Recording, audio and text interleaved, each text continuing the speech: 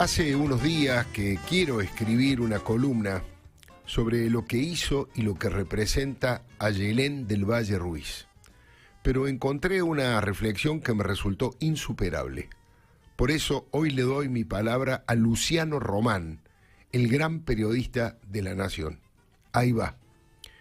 ¿De qué nos habla una joven que se estrella la cabeza contra el vidrio de un patrullero para presentarse ante las cámaras con el rostro ensangrentado como víctima de una represión que no existió? Nos tranquilizaría pensar que fue un acto de desequilibrio y desvarío individual. Sin embargo, el episodio ocurrió la semana pasada en Jujuy en medio de un brutal ataque contra las instituciones democráticas. Tal vez encienda una alarma sobre un peligro que acecha en la Argentina, el del activismo lumpen. ¿Es un fenómeno con vida propia o está estimulado y financiado desde las esferas del poder? La dirigencia dura y combativa ve en este cabezazo una conducta desquiciada o un acto de coraje y valor. ¿Fue un simple arrebato psicópata o una acción política premeditada?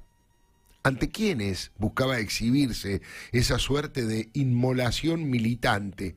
Son preguntas inquietantes porque la escena remite a algo que parecía superado: el cruce de la política con la locura y la utilización de la vida propia y ajena como herramienta de acción militante.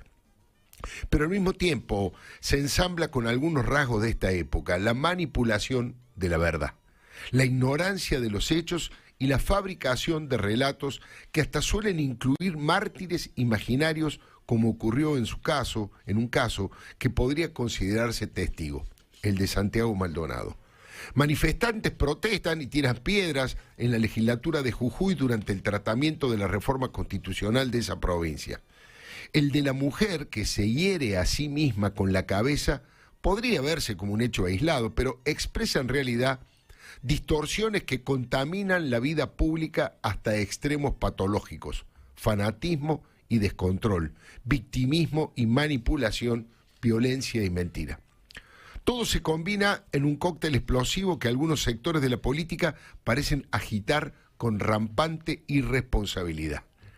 Esta joven estuvo a 5 milímetros de convertirse en símbolo de la represión y en el rostro de una bandera contra un gobierno opositor. Si eso no llegó a ocurrir, fue por una casualidad. Un teléfono celular pudo captar con nitidez la escena real y completa cuando un canal militante, C5N, ya recortaba la imagen y presentaba a la víctima como prueba de la brutalidad policial. La operación fue desenmascarada, además, por el periodismo profesional, que alertó sobre la falacia y retrató la historia de la mujer: antecedentes por delitos menores, vínculo con las drogas, desempleo intermitente, precariedad habitacional. Un cuadro de vulnerabilidad en el que operan ciertas organizaciones políticas y sociales como las de Milagro Sala en Jujuy o la de Emerenciano Sena en el Chaco, que han convertido a la marginalidad en un negocio y también en una maquinaria extorsiva. Cuando se cierra el plano sobre la violencia desatada hace una semana en Jujuy, se observa precisamente este paisaje: actores marginales, muchos con prontuario policial, a los que aparentemente recurren determinados sectores políticos para utilizarlos como agitadores y fuerzas de choque que salen a la calle a desplegar violencia y provocar la represión. El caso de la mujer que se autolesiona deja en evidencia el verdadero propósito: estigmatizar a las fuerzas de seguridad y junto con ellas a cualquiera que exprese una noción de orden democrático. La victimización suele ser efectiva.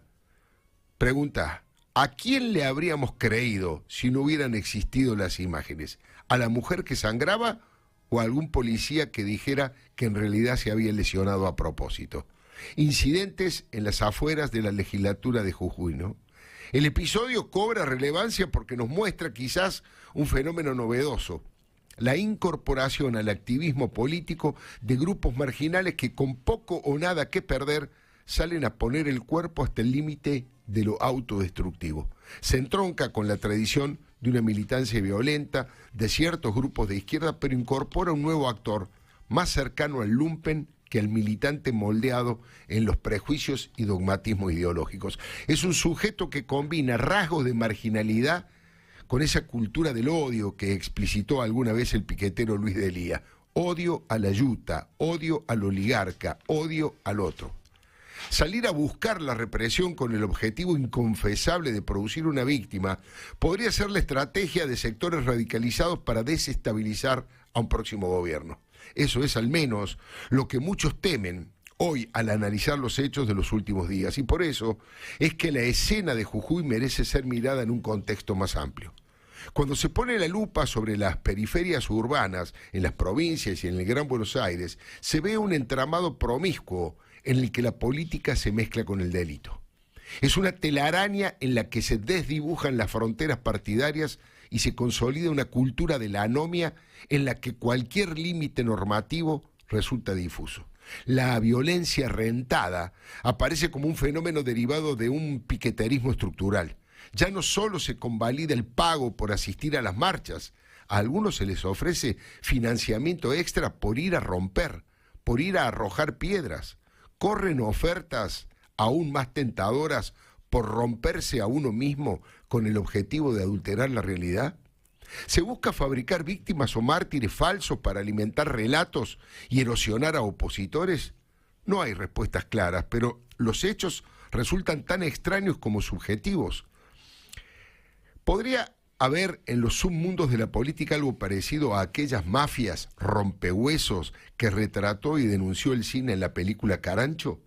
Tal vez no sean circuitos organizados, pero si se tirara de la cuerda del caso de la mujer que se golpeó contra el patrullero, tal vez aparecerían del otro lado sectores que lucran con el caos callejero y con una suerte de victimismo fake. Todo adquiere una mayor gravedad cuando se observa la reacción del gobierno y del propio presidente frente a los hechos de la semana pasada. Ni una sola palabra de condena a esa violencia desatada contra las instituciones, pero sí un enérgico repudio a la represión de la policía jujeña. No importa que se haya buscado fabricar una víctima, ni que se haya intentado incendiar la legislatura provincial, ni que resultaran heridos con piedras y fierros 42 uniformados.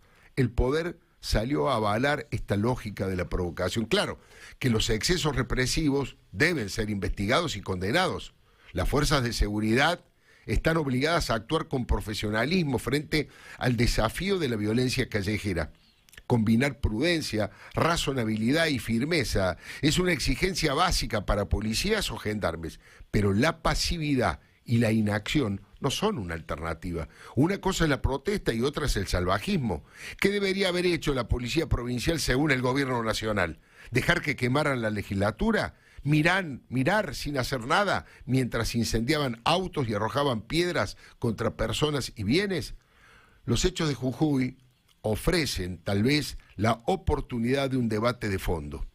¿Cómo reacciona la sociedad frente a la violencia política? Por supuesto que la Argentina no enfrenta hoy, como en los 70, el trágico desafío de guerrillas urbanas ni de organizaciones armadas, aunque sí debe lidiar con la romantización de aquel pasado que derivó luego en el terrorismo de Estado.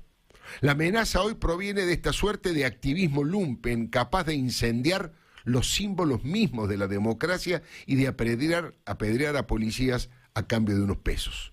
Se puede reaccionar como el presidente que eligió mirar los hechos con un solo ojo, el de la conveniencia oportunista, para condenar la violencia del Estado sin mirar a los que fueron a buscarla y provocarla. Se puede actuar como aquellos gremios docentes que se apresuraron a anunciar un paro contra la represión en Jujuy, como ya habían parado tantas veces por la desaparición de Maldonado.